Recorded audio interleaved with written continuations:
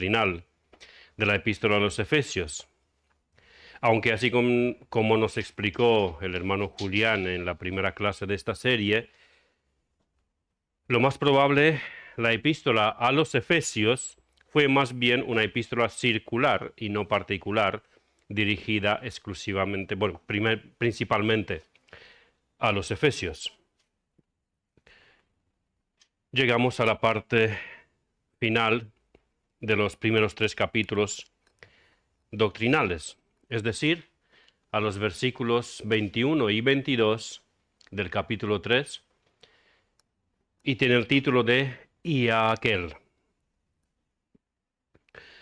Pablo, el autor humano de esta carta, la escribió durante su primera encarcelación en Roma alrededor del año 60.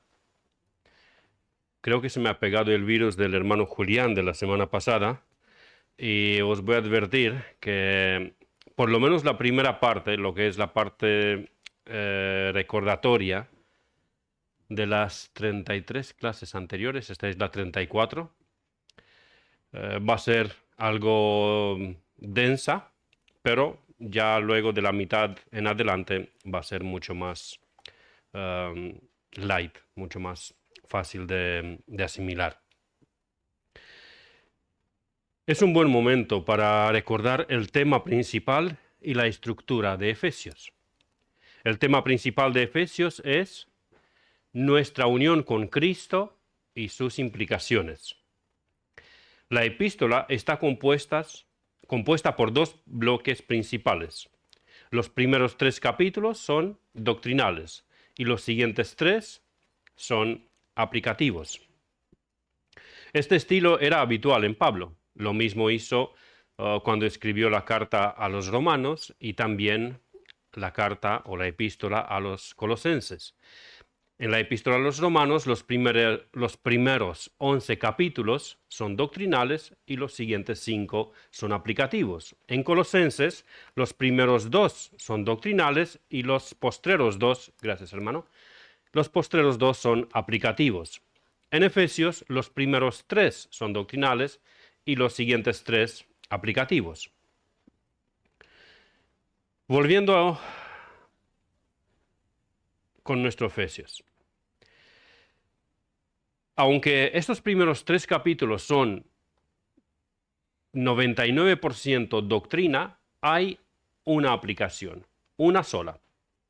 Un solo mandamiento en 3 capítulos. Y lo encontramos en el versículo 11 del capítulo 2, cuando nos dice: acordaos de que en otro tiempo, por tanto, acordaos de que en otro tiempo vosotros los gentiles, en cuanto a la carne, erais llamados sin circuncisión por la llamada circuncisión hecha con mano en la carne.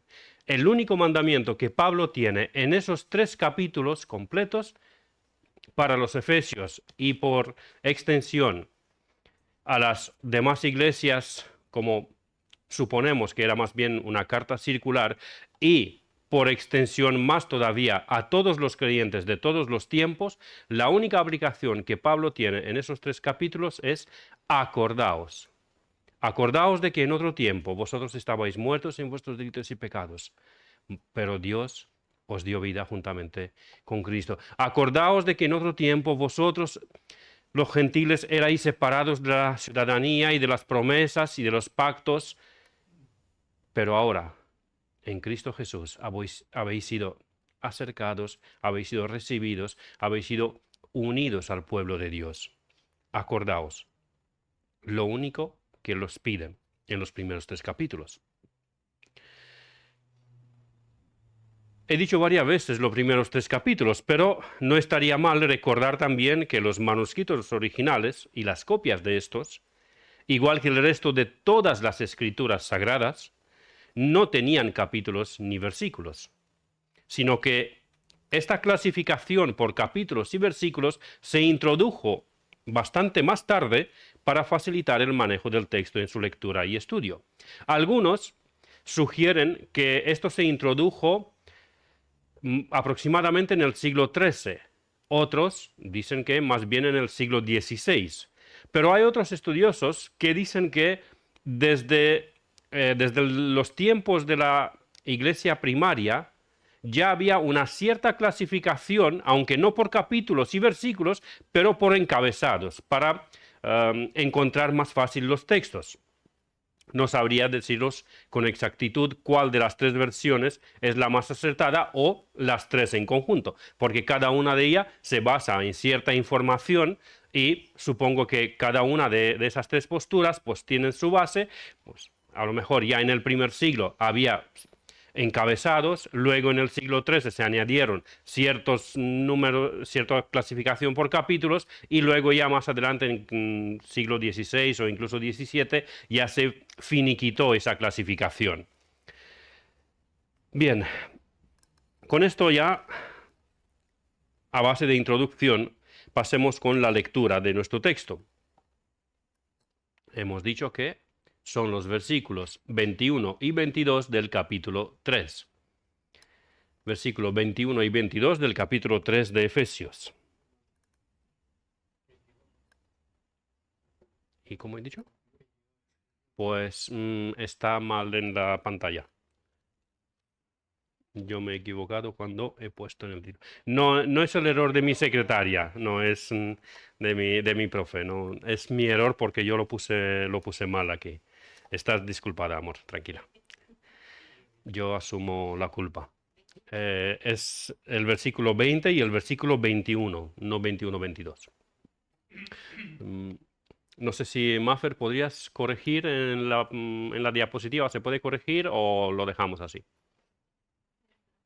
Bueno, lo dejamos así. Ok. Bien, los versículos 20 y 21. Ya está corregido. Bien. A mí me llevaría 2 horas por hacer eso, pero bueno. Y aquel que es poderoso para hacer todas las cosas mucho más abundantemente de lo que pedimos o entendemos, según el poder que actúa en nosotros, a Él sea gloria en la Iglesia, en Cristo Jesús, por todas las edades, por los siglos de los siglos. Amén. Estos dos versículos son una doxología, es decir, una exclamación de alabanza a Dios, y esa exclamación de alabanza a Dios podía ser en prosa o en poesía, o simplemente una oración. Ya lo hemos visto en 2 lugares anteriores, en la misma epístola, que Pablo empleaba muy a menudo las doxologías. Y ahora Pablo alaba a Dios, Pablo glorifica a Dios por todo lo que ha dicho desde el inicio de la epístola en general, y en particular, o en especial, por lo dicho en los versículos del 14 al 19. Vamos a leer de nuevo este texto que fue el estudio que Julián presentó la semana anterior. Leeremos del 14 al 19. Por esta causa doblo mis rodillas ante el Padre de nuestro Señor Jesucristo, de quien toma nombre toda familia en los cielos y en la tierra, para que os dé, conforme a las riquezas de su gloria, el ser fortalecidos con poder en el hombre interior por su Espíritu, para que habite Cristo por la fe en vuestros corazones, a fin de que, arraigados y cimentados en amor, seáis plenamente capaces de comprender con todos los santos cuál sea la anchura, la longitud, la profundidad y la altura, y de conocer el amor de Cristo, que excede a todo conocimiento, para que seáis llenos de toda la plenitud de Dios. Y aquel que es poderoso para hacer todas las cosas mucho más abundantemente de lo que pedimos o entendemos, según el poder que actúa en nosotros, a Él sea gloria en la Iglesia, en Cristo Jesús, por todas las edades, por los siglos de los siglos. Amén.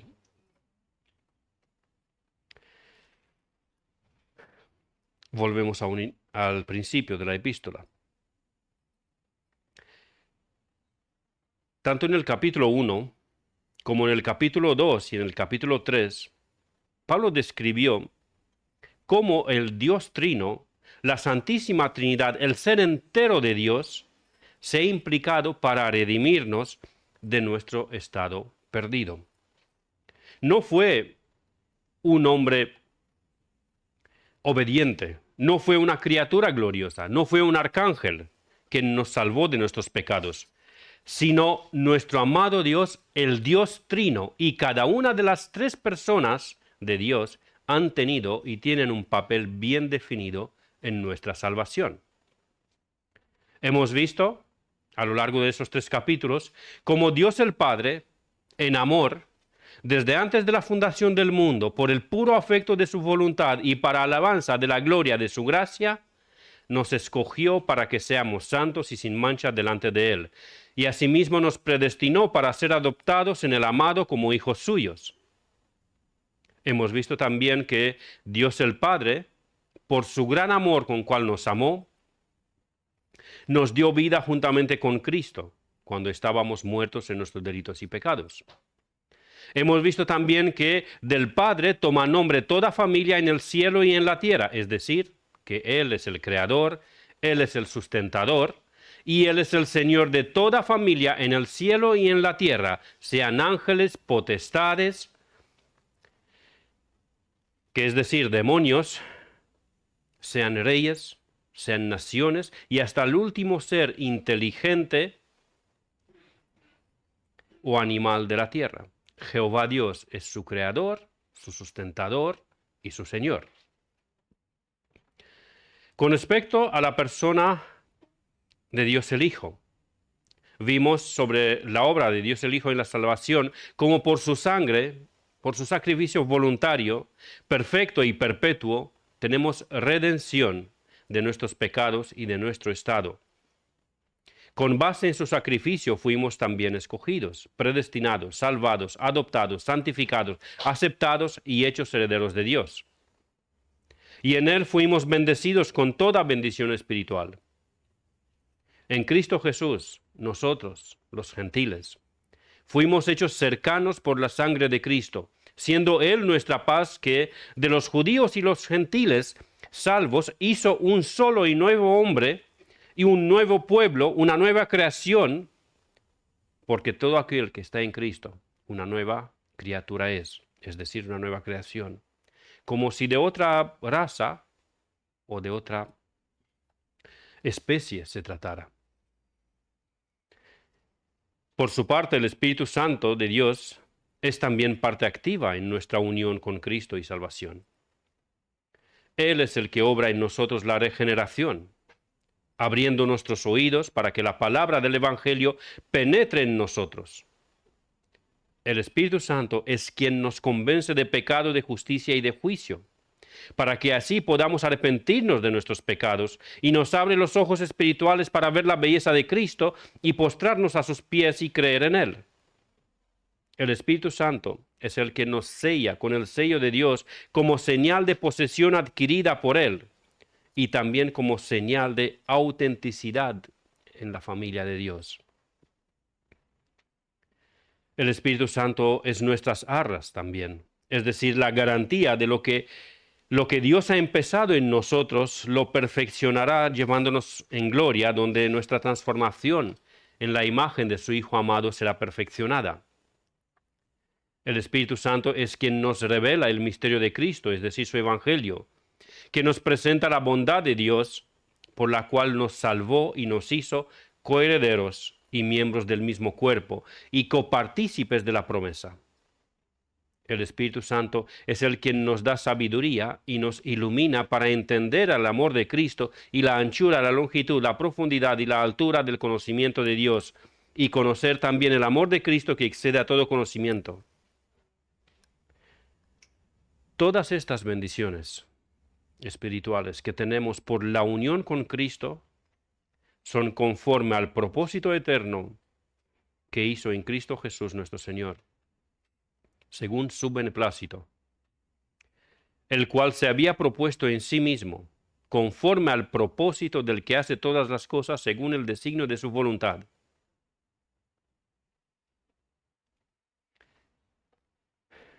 Si hubierais cumplido la tarea que habíamos propuesto al inicio y en varios momentos a lo largo de esas clases de estudio sobre Efesios, es decir, la tarea de leer la carta a los Efesios una vez a la semana, os hubierais dado cuenta que casi todo lo que he dicho hasta ahora son fragmentos de versículos. Todas estas bendiciones espirituales que tenemos por la unión con Cristo son conforme al propósito eterno que hizo en Cristo Jesús nuestro Señor, según su beneplácito, el cual se había propuesto en sí mismo, conforme al propósito del que hace todas las cosas, según el designio de su voluntad. Y todas estas bendiciones son lo que le motivó a Pablo a irrumpir una vez más en un grito de adoración, una doxología, una alabanza, que son nuestros dos versículos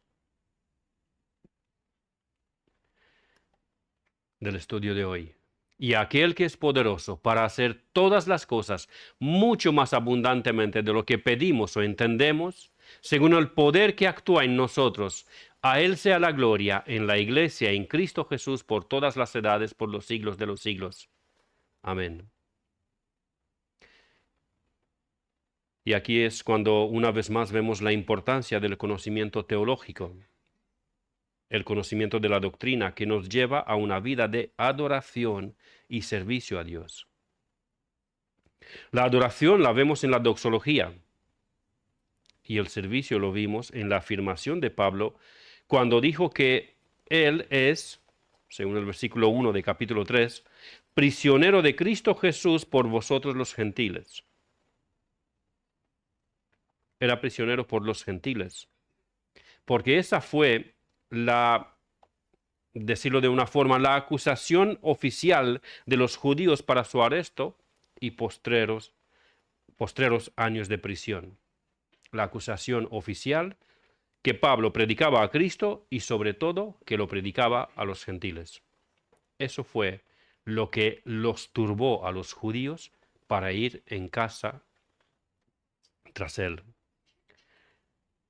La doctrina, el conocimiento teológico lo hizo a Pablo ser el más grande evangelista de todos los tiempos en la historia de la Iglesia. Sé que lo dije una vez más y lo repito. No fue Gigi Ávila el evangelista más grande, ni Billy Graham tampoco. Fue el apóstol Pablo. Ahora, como aplicación,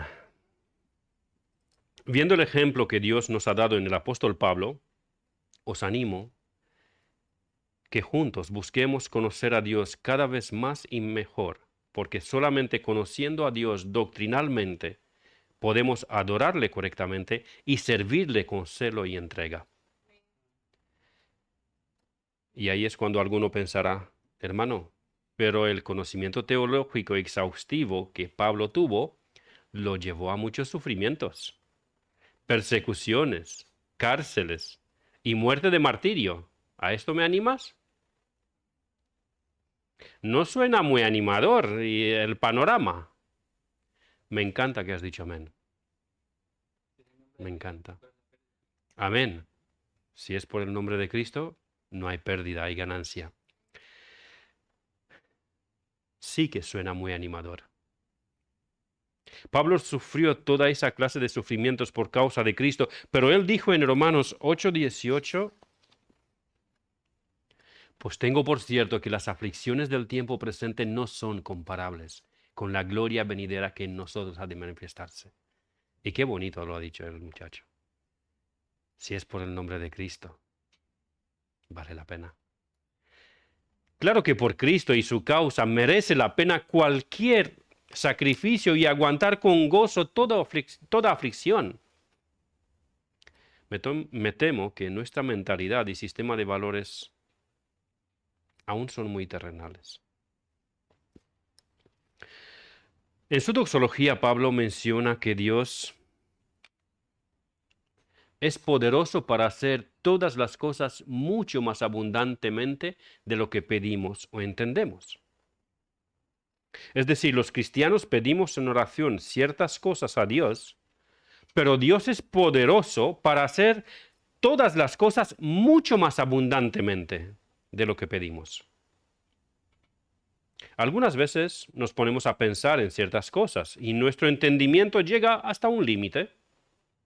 Pero la palabra santa dice que Dios es poderoso para hacer mucho más abundantemente de lo que entendemos también. Por supuesto, se está refiriendo a aquellas cosas que son en acorde con la voluntad de Dios. Porque si pedimos mal para gastar en nuestros deleites, no esperemos recibir de Dios respuesta afirmativa, ¿no? Eso ya nos lo enseña en Santiago en su carta. Pero aquí se refiere a las cosas que sí son del agrado del Señor. Pongamos un ejemplo. El rey Salomón. Al rey Salomón se le apareció Jehová Dios y le dijo que le pidiera lo que quisiera, que él se lo iba a dar. ¿Os acordáis de la historia?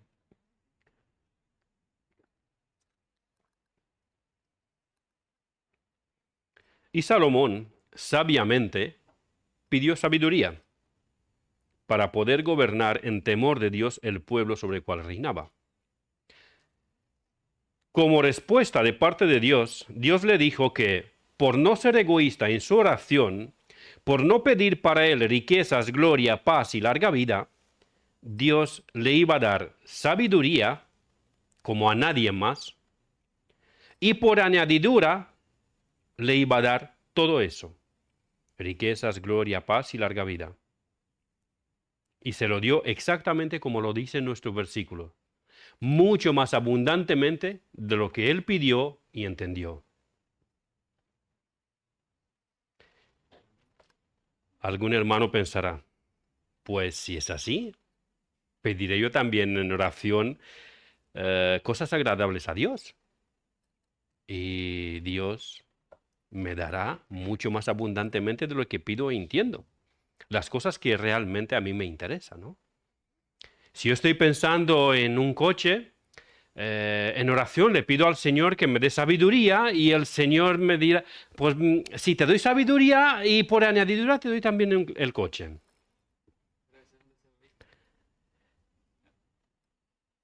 O, espérate, voy a dar otro ejemplo. Eso te va a tocar directamente. Yo soy joven, supuestamente, yo ya no, pero algunos por aquí sí todavía son jóvenes. Yo ya soy joven, pienso casarme, yo estoy felizmente casado, y deseo una hermana con esas características físicas, esta altura, ese color de pelo, ese color de ojos, o no sé, en mi tiempo cuando yo era más o menos de tu edad se llevaba 90, 60, 90. No sé si sigue de moda o no, no tengo ni idea, y tampoco me interesa. Pero en oración le pido a una mujer creyente, con un corazón humilde, que ame a Dios sobre todas las cosas, que se deje pastorear, y ahora Dios me dará una mujer con esas características y como añadidura con las características físicas que yo deseo principalmente, las 90, 60, 90 y todo lo demás. No, no va así las cosas. Hermano, si tú piensas así, estás muy equivocado. Sé que suena chiste, pero más a menudo de lo que creemos nos pasa esto. Pensamos que podemos engañar a Dios, que Dios no sabe lo que hay en nuestro corazón. Dios es omnisciente. Él conoce el pensamiento de mi corazón y de tu corazón mucho mejor de lo que yo y tú conocemos nuestros corazones. Si tus deseos son de este mundo, arrepiéntete y pídele a Dios que te dé un deseo genuino para las cosas de arriba. Ahora, no estoy diciendo que es malo desear tener un coche o desear casarte con una mujer con ciertas características físicas. O si eres una mujer, pues desear un joven con unas ciertas características físicas. No estoy diciendo que es malo, por ejemplo, pedir inteligencia para la escuela o habilidad en el trabajo, que son otros ejemplos. Todo esto es necesario. A través de esas herramientas podemos glorificar a Dios. Con el coche, en la familia, en la escuela, en el trabajo. Pero si tú pides egoístamente, para disfrutarlo egoístamente, para gastarlo en tus deleites, si pides esto para destacar y ser el mejor, si deseas esas características físicas en tu futuro cónyuge solamente para disfrutar sexualmente, es pecaminoso. porque pides para gastar en tus deleites. Arrepiéntete y pídele a Dios que te dé un genuino deseo para las cosas de arriba y que te garantizo que Él te dará mucho más abundantemente de lo que pedimos y entendemos. Quizá te dará todo esto lo que tú pides al superlativo, o te dará otra cosa diferente, no lo sé. Pero te dará lo que tú necesitas realmente para tu santificación, para tu crecimiento espiritual y sobre todo, o mejor dicho, todo esto junto para su gloria. Pablo quiere enfatizar el poder de Dios una vez más. Ya había hablado en los capítulos anteriores del poder de Dios.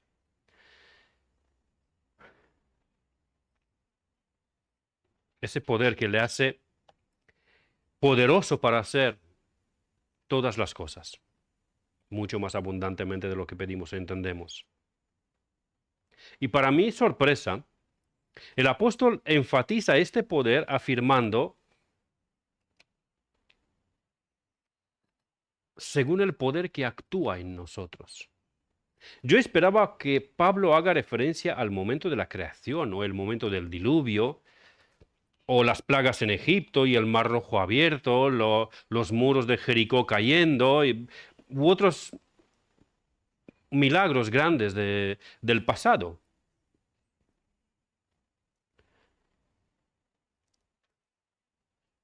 Pero no.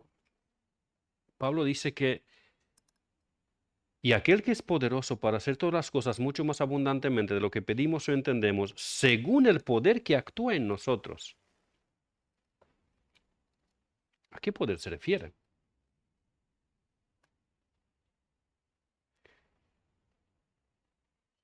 Pablo se refiere al poder que Dios usó en nosotros, el poder que actúa en nosotros para nuestra transformación, para nuestra santificación, para nuestra salvación.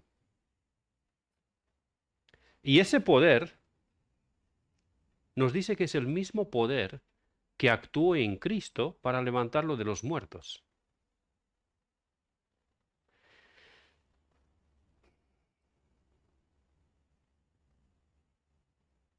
Hace años, hablando con un hermano sobre la posibilidad de la conversión de una persona muy endurecida, por razones políticamente correctas, no voy a decir a quién me refiero porque puede conllevar un problema.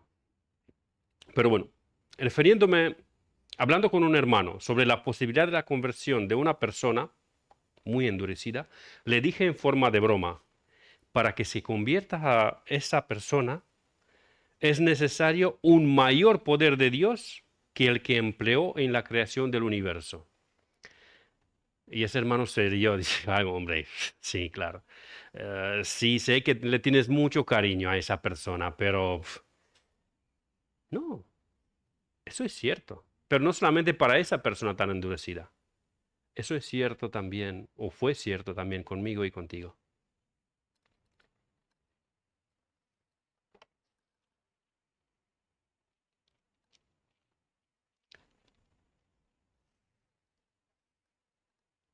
Lo leo ahora, aunque un poco más tarde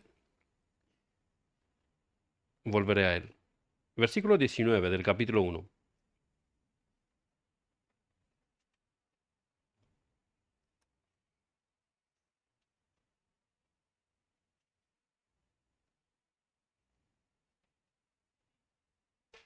¿Lo tenemos? Y cuál la supereminente grandeza de su poder para con nosotros los que creemos, según la operación del poder de su fuerza, la cual operó en Cristo, resucitándole de los muertos y sentándole a su diestra en los lugares celestiales. ¿Qué poder opera en nosotros? Su poder para con nosotros, los que creemos, ¿cuál es? La supereminente grandeza de su poder, según la operación del poder de su fuerza, la cual operó en Cristo, resucitándole de los muertos y sentándole a su diestra. De ese poder ha sido necesario para que tú y yo seamos rescatados de nuestra vana manera de vivir, seamos resucitados de los muertos como estábamos en nuestros delitos y pecados.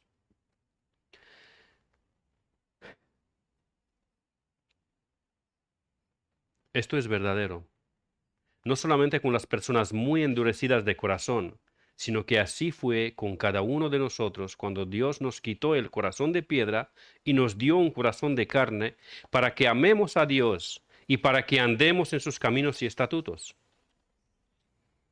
Hermanos, en nosotros opera un mayor poder que en la creación. Esto no quiere decir que, nosotros ahora tenemos un poder creativo, como dijo un falso apóstol hace no mucho tiempo.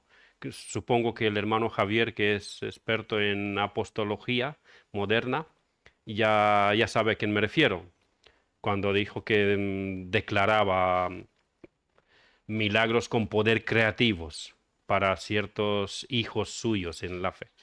El pastor, pues parece que lo está confirmando también, sabe de quién hablo. No, yo no. No, no sabe. No tengo ese doctorado, voy a hacer de 10. Vale. No nos referimos a eso. No tenemos poder creativo, sino que Dios usó todo su poder para rescatarnos de donde estábamos.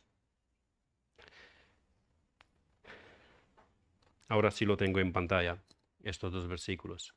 La supereminente grandeza de su poder para con nosotros los que creemos, según la operación del poder de su fuerza, la cual operó en Cristo resucitándole de los muertos y sentándole a su diestra en los lugares celestiales. ¿Qué más nos dice nuestra doxología? Bueno, Efesios 3:21, primera parte. A Él sea la gloria en la iglesia y en Cristo Jesús. Una frase un poco rara para nosotros. A Dios sea la gloria, evidentemente, por todo lo que ha dicho anteriormente Pablo, por todo lo que he intentado yo resumir en la primera parte de este estudio. A Él sea la gloria en la iglesia. Esto no quiere decir que apenas estoy terminando la primera parte, no, la terminé hace ya tiempo, cuando terminé la recapitulación de los primeros 3 capítulos, antes de empezar el versículo 21. Dije versículos, capítulos, los primeros 3 capítulos, antes de empezar con el versículo 20. A Él sea la gloria en la iglesia. ¿Cómo a Él sea la gloria en la iglesia? Es interesante que Pablo dice que a Dios sea la gloria en la iglesia, porque la iglesia es el lugar donde Dios quiere principalmente glorificarse. Él nos salvó individualmente, nos salvó a cada uno en parte, pero para que sirvamos y funcionemos en la comunión santa con los hermanos. Nos salvó individualmente, nos salvó a cada uno en parte para que glorifiquemos a Dios en la comunidad de sus redimidos. Dios, cuando nos redimió, lo hizo para que seamos un pueblo santo. No solo individuos santos, sino un pueblo santo. Cristo llama ovejas individualmente, recordando Juan capítulo 10. ¿Pero para qué? Para que haya un rebaño y un pastor. Hermanos, con esto me estoy acercando al final. Existe en nuestros tiempos un peligro muy grande. Es el síndrome del llanero solitario en la versión cristiana.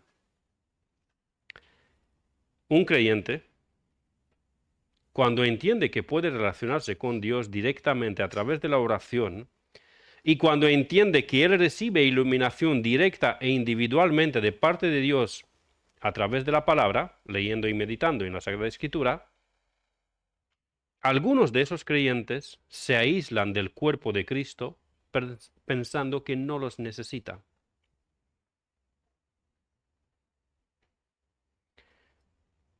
Quizá algún hermano lo miró feo alguna vez, o le dijo un par de palabras no santas, o con una actitud no muy santa, y ese creyente se aísla en su caparazón, en su corazón. No necesariamente que ya no se congrega en la iglesia, puede seguir congregándose, pero él está en su mundo. La iglesia es la iglesia y él es él. Aunque se congrega con la iglesia local, no se compromete y no se implica hasta ser parte de la familia de la iglesia local. Hay hermanos que, aunque fueron salvos hace años, no quieren hacerse miembros de la iglesia local, o si se hacen miembros, aunque se hacen miembros, algunos son muy pasivos en su membresía y se limitan a aprobar lo que los líderes proponen. Están ahí simplemente para decir, ah, sí.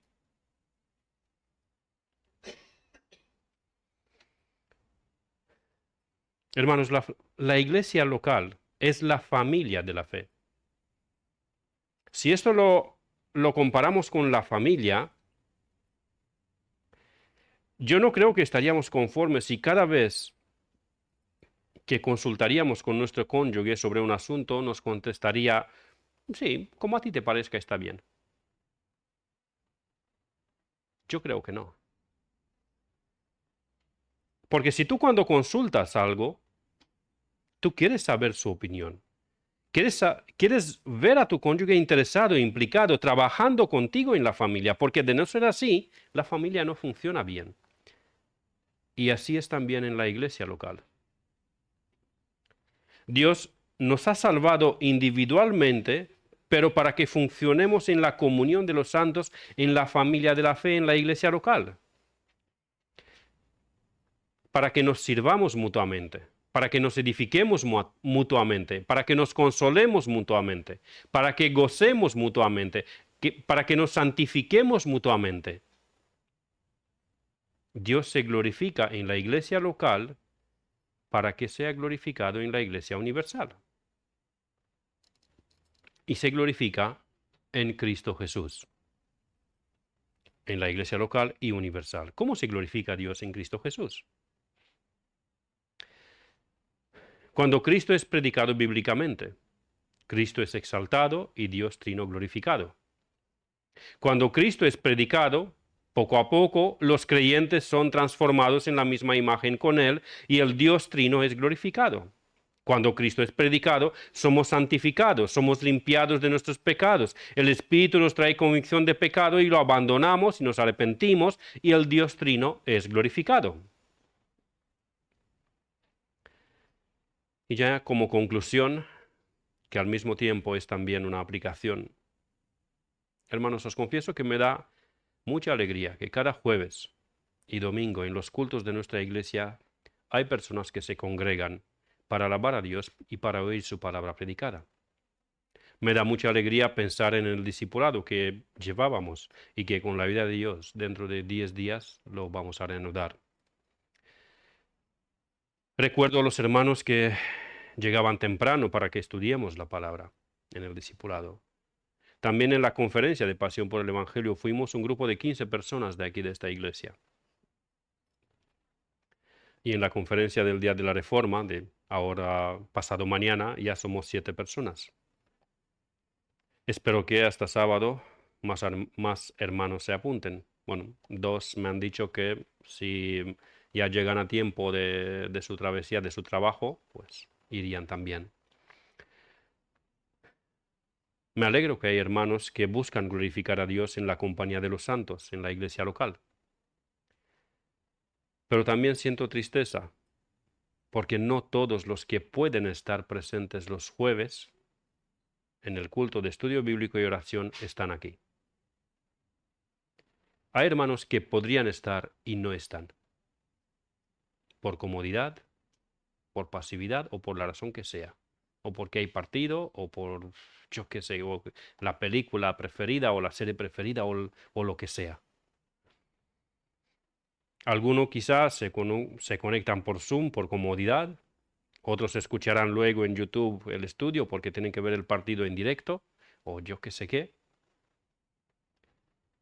Pero sé que hay hermanos que podrían estar aquí presentes para aprender de la palabra de Dios y glorificarlo en la compañía de sus hermanos y no están.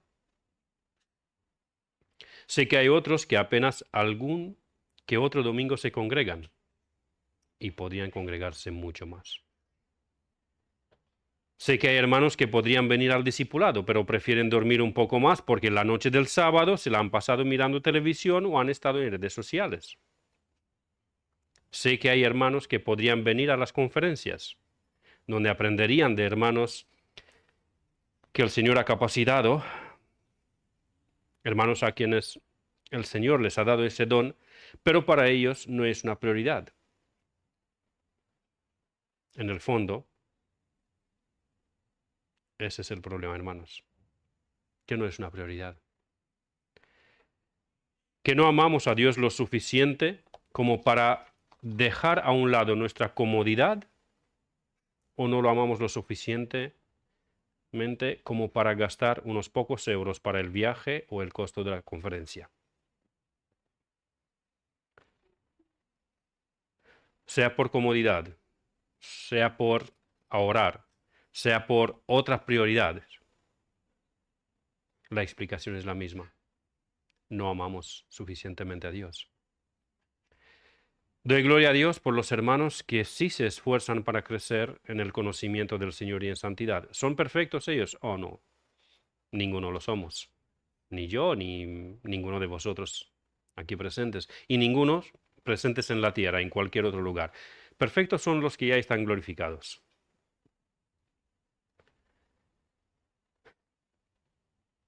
Gloria a Dios por los hermanos que se esfuerzan para estar presentes en los cultos de la iglesia local. Gloria a Dios por los hermanos que se han tomado en serio y son comprometidos en la familia de la fe. Gloria a Dios por los demás también. ¿Cuáles? Esos que no llegan o que llegan de vez en cuando. También por ellos, gloria a Dios, porque ellos también son salvos por su gracia, si en verdad han sido convertidos. Y espero que este estudio bíblico y esta exhortación nos sirva a cada uno de nosotros para reflexionar, para examinarnos y santificarnos, e incluso para examinarnos si estamos en la fe o no.